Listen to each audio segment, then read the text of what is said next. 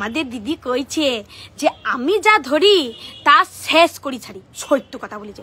সত্যি এই লিগে না দিদিকে মানে মানে দিদির লিগে আমার মনে যা জায়গা আছে গো, সে আমি তোমাদেরকে ভুলে বুঝাইতে পারবো না। শুধু আমার মনে করে সারা পশ্চিমবাংলা মানুষের মনে এমন জায়গা দিদি করে নিয়েছে যে দিদিকে ভুলার মতন অবস্থা আমাদের কারণ নাই গো। তাই বলছে যে সত্যবাদী যুধিষ্ঠির কথাটা হটিয়ে দিয়ে এই সত্যবাদী দিদি কথাটা বলা হোক। সত্যি তো উনি যা সত্য কথা বলে এমন সত্য কথা কেউ বলতে পারে না কো। ঠিকই তো এই যে যুব সমাজকে উনি যে ধরেছে 20 টাকার পাওজি পুরো শেষ করে দিয়েছে। তারপরে এই যে কচি কাঁচা ওদেরকে ট্যাব আর মোবাইল দিয়ে ওদের মাথা নষ্ট করে একবার শেষ করে দিয়েছে। তারপর স্বামী স্ত্রীর মধ্যে এত সুন্দর বন্ডিং, ও বাবা 1000 টাকা লক্ষ্মীর ভান্ডার দিয়ে সে বন্ডিংও শেষ করে দিয়েছে। তারপরে যে শিক্ষা ব্যবস্থা ও সে আর বলতে পারে আমরা টেনে ছিঁচুড়ে একবার সেই গাছের তলায় বসে থুই দিয়েছে। কত সুন্দর শেষ করেছি বলেন তো।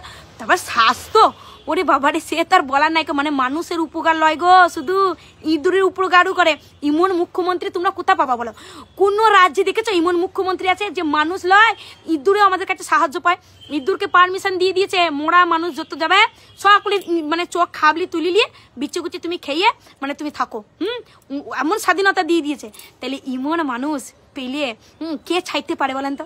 তাই আমরা পশ্চিমবঙ্গের মানুষ এবারও আমরা ছাইবো না। দেখবেন 2026-এ আবার দিদিই থাকবে, কথা দিলাম দিদি, বিশ্বাস হচ্ছে না তো? এই লুল্লুড়ি ছি বলছি পশ্চিমবাংলার মানুষ তোমাকে কতটা ভালোবাসে 2026-এ আবার দেখিয়ে দেবে।